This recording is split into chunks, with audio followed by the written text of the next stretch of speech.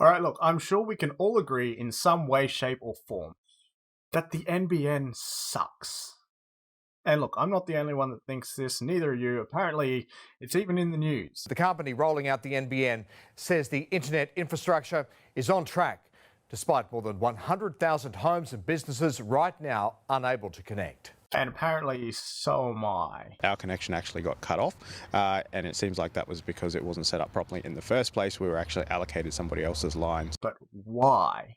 Why does the NBN suck? So look, we've all reached the same general consensus, it seems, and we're all on the same page that the NBN sucks. But why is that? And what is there you can do about it? So look, before I go any further, if you have an experience with the NBN that was not so favorable, or even if you have thoughts or comments on the NBN in general, please leave them in the comments below.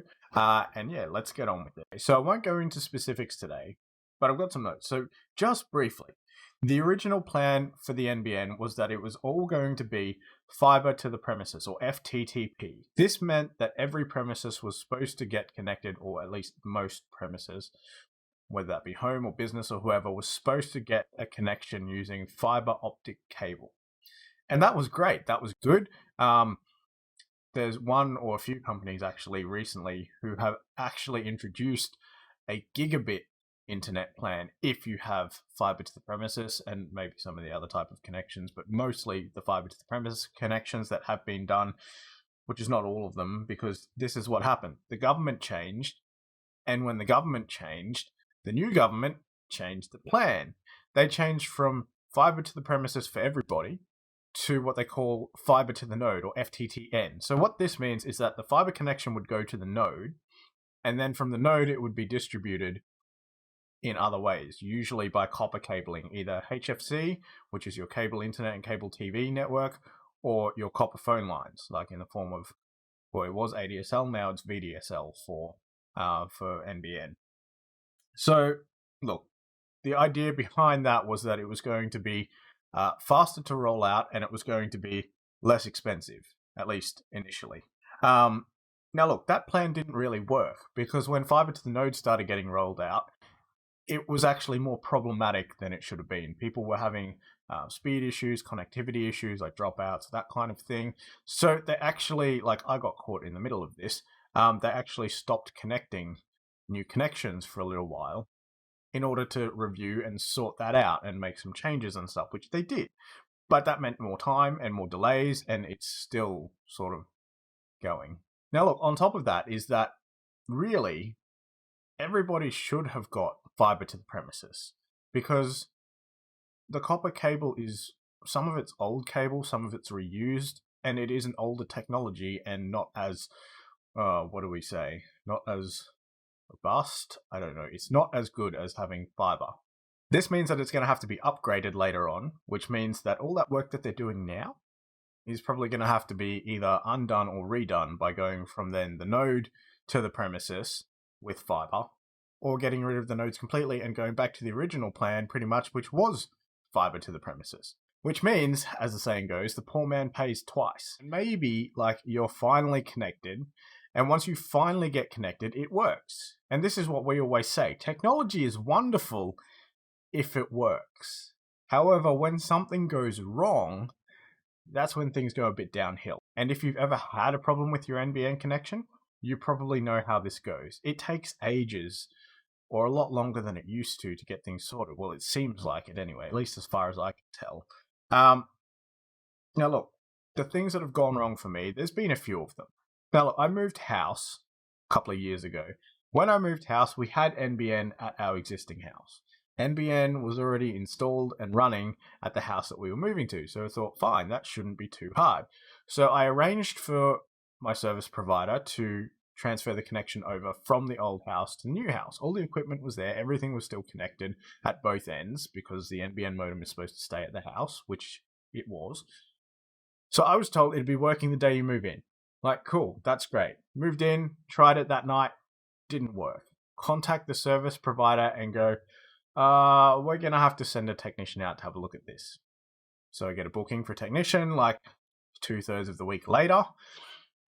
just before the technician's supposed to come out, like a day or two, I get a call. I'm pretty sure I was contacted and told the NBN technician doesn't have to come out because it's all connected already. I'm like, well, yeah, I knew that already.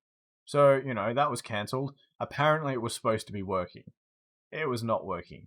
Went through all the usual troubleshooting stuff over the phone, only to find out they've got to send out a technician. So another half a week later, they finally sent out a technician that was cancelled the first time, I guess. And then he checked it, and it was all fine on his end. Well, as far as he could see. So I contact them back and let them know. And turns out then after that, all they had to do pretty much was flick the switch, and then we were on. But by then it'd been probably 2 weeks since it was supposed to be working. On the other side of things, down here at the office, we recently had someone move into the units next door, which is fine. That's all well and good. It's nice to have neighbors sometimes. But what happened is that when they had their NBN connection connected, ours dropped off, almost instantaneously. So hang on, what's the go here?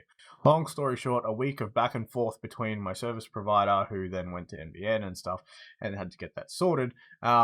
We were without internet for a week. Turns out that the line that we were using was actually not our line, so whoever installed the NBN in the first place stuffed up by the sound of it and used somebody else's line for our connection. So as far as the technician told us, they had to set up a new line for us, and then we were finally back online. But that whole process back and forth, contacting them every day, that took a week. And that's a long time to be without internet, especially when we're using internet off our mobiles and costing us a fair bit of money. Yeah. And the other thing, the first time we had NBN installed at our house, the installer actually fell through the ceiling and left a giant hole for about a week and a half until that was fixed through insurance and all the rest of it. So, yeah, obviously his insurance, not ours. But yeah, that wasn't fun either. So, yeah, I've given up moving. We're just going to stick with the NBN connection that we have, and that'll be it. And hopefully we never have a problem again. The positives, like we always say, technology is wonderful if it works. We get faster download speeds than we ever had before. Now, some people who were on cable internet did get that, but cable internet was only available in a very limited number of places, wherever the cable network happened to be, which wasn't as huge or widespread as the NBN is now. And even then, the upload speeds on NBN are so much faster than what you were getting on cable internet anyway. So that's great. That's all well and good. These are the positives. And, if we don't have anything nice to say, maybe we shouldn't be saying anything at all. That makes this whole video redundant. Well, actually, that's it. That's all I have that's nice to say about that.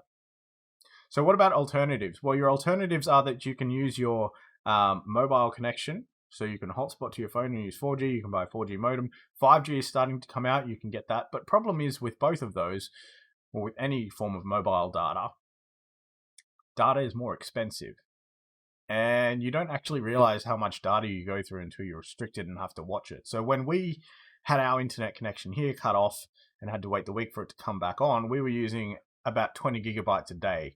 And that was us just doing the basics. So what can you do? The way that NBN works is that NBN sets up, manages, and runs pretty much the entire internet connection process. Maybe not necessarily within the building and your end connection, once you get in the building to your computers, but yeah, NBN manages most of the stuff. Your service provider is more just a reseller now than anything else.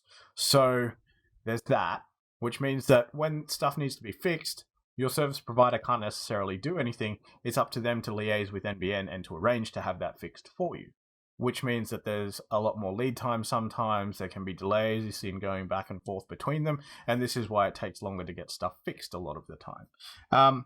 So if you pick an NBN service provider who has good customer service, then hopefully they'll keep on that for you. If you have a problem, like we did, then keep at your service provider. We were contacting them every day. I think sometimes I spoke to them 2 or 3 times a day to get updates, see what was happening, see when something was going to happen, and just to make sure that things were being done.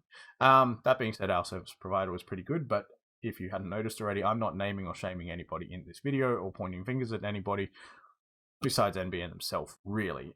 On top of that, if you're not happy about something with your NBN connection, let your service provider know, because they're going to be the ones to talk to NBN about it.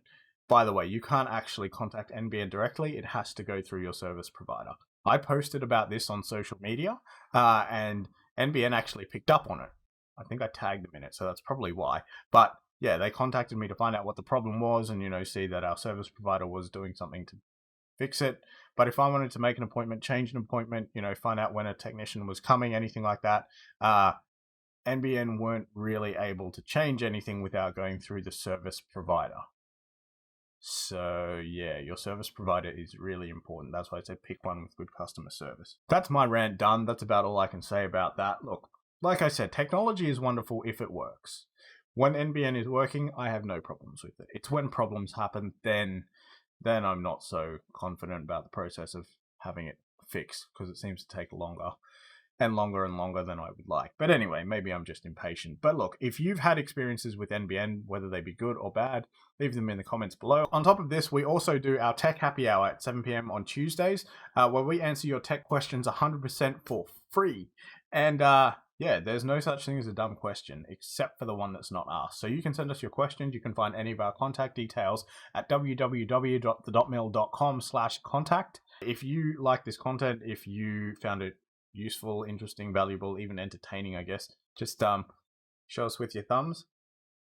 And yeah, if you want to see more, you can subscribe and tell your friends. Help us to spread the word, because there's no point in us doing this if nobody knows about it. So yeah, hopefully that helps, and I hope to see you next time. Thanks. Bye.